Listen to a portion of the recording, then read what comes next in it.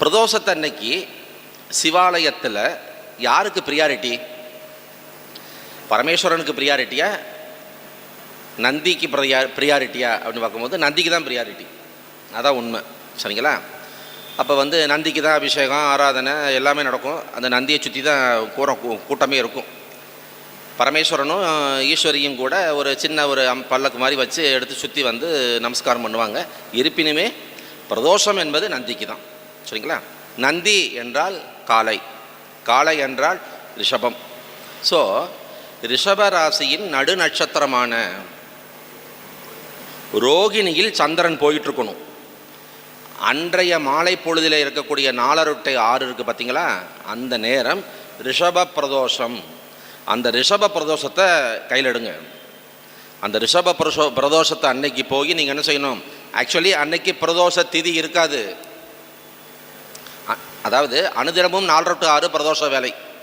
பிரதோஷ வேலை என்றாலே விஷ வேலைன்னு அர்த்தம். பொதுவாக 4:06 நம்ம எதுவுமே சாப்பிடக்கூடாது.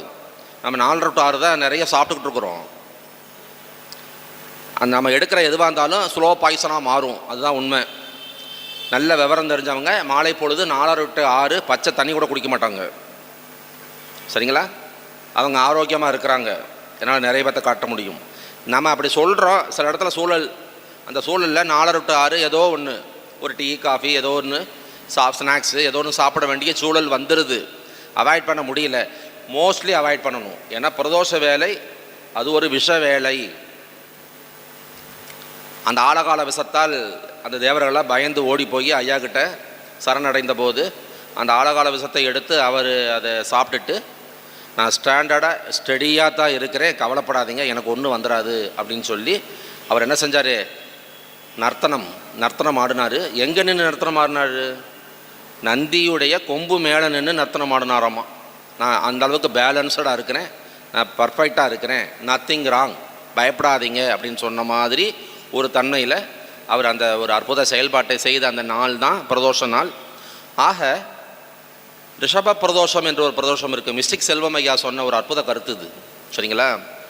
அந்த ரோகிணி நட்சத்திரம் நடப்பில் இருக்கணும். மாலை பொழுது 4:06 போங்க. ஐயாவுக்கு உங்களால் என்ன செய்ய முடியுமோ சின்ன ஒரு வழிபாடு செஞ்சு நந்தீஸ்வர பகவானுக்கு அர்ச்சனை வைக்கணும். அன்னைக்கு அந்த நந்தி பகவானுக்கு ஈஸ்வரனுக்கு அர்ச்சனை வச்சுட்டு நந்தி பகவானுக்கு வெளியில் ஐயரை வர சொல்லி அவருக்கு ஒரு அர்ச்சனை வச்சுட்டு கிட்டத்தட்ட சண்டிகேஸ்வரர் பக்கத்தில் போய் உக்காந்துக்கணும். சரிங்களா? சண்டிகேஸ்வரர் பக்கத்தில் போய் உட்காந்து சிவ மந்திரம், பஞ்சாட்சர மந்திரத்தை சொல்லி ஜபம் பண்ணி உங்களுடைய நியாயமான கோரிக்கைகளை சொல்லிட்டு வாங்க. அந்த கோரிக்கை ரொம்ப அழகாக அற்புதமாக நிறைவேறும். இதை நாங்கள் நிறைய சொல்லி என்னுடைய மாணவர்கள் அதை நிறைய ஃபாலோ பண்ணிகிட்ருக்காங்க, கிளைண்ட்ஸுக்கு கொடுத்துட்ருக்காங்க. அவங்களும் ஈஸியாக ரொம்ப எளிமையாக தன்னுடைய நியாயமான தேவைகளை பூர்த்தி செய்து கொண்டு வருகிறார்கள் என்பது ஓர் உண்மை. அதை இந்த சபையில் சொல்லலாம்னு சொல்லி எனக்கு ஒரு சிந்தனை, அதனால் சொல்லியிருக்கிறேன். ஸோ நிறைய பிரதோஷங்கள் இருக்குது. அந்த பிரதோஷங்களை நான் தவறாக சொல்லலை. பிரதோஷமே நந்தி பகவானுக்கு உண்டானது என்கின்றதால் நந்தி என்றாலே ரிஷபம், காளை.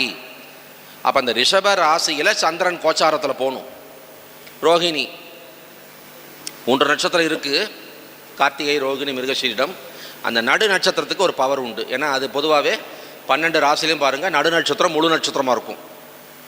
ஒன்று 1வது நட்சத்திரம் முழு நட்சத்திரமாக இருக்கும், 3வது நட்சத்திரம் பின்னமாக இருக்கும், அல்லது 1வது நட்சத்திரம் பின்னமாக இருக்கும், 3வது நட்சத்திரம் முழு நட்சத்திரமாக இருக்கும். ஆனால் நடு நட்சத்திரம் முழு நட்சத்திரமாகவே இருக்கும். அப்போ 12 ராசிகளிலுமே பரிகாரங்கள்னு சொல்லி நாங்கள் எடுக்கிற போது அந்த நடு நட்சத்திரத்துக்கு ப்ரியாரிட்டி கொடுத்து எடுப்போம். ஸோ ரிஷபத்தின் நடு நட்சத்திரம் ரோகிணி, ரிஷபம், ரிஷப பிரதோஷம். அந்த ரிஷப பிரதோஷத்தை ஃபாலோ பண்ணுங்கள், பெஸ்ட் ரிசல்ட்டு கிடைக்கும்.